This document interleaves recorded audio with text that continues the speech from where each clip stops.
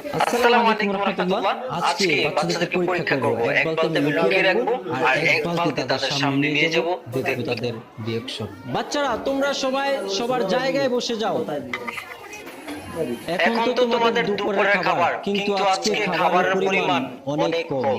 তোমাদের অনেকের শর্ট করতে পারে। তোমরা কি আজকে কম খেতে সবাই ইচ্ছুক? এই পাশের তারা তো দেখি অনেক বেশি মন খারাপ করে ফেলছে। আর তোমাদের কি অবস্থা? তোমাদের যদি আজকে শর্ট করে তোমাদের কোনো আপত্তি আছে?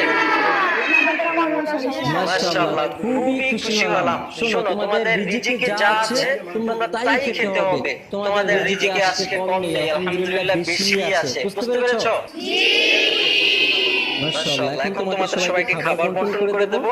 আর ডান দিক থেকে দেওয়া সুন্নাত। বিসমিল্লাহ। তোমাদের খাবার কেমন হয়েছে?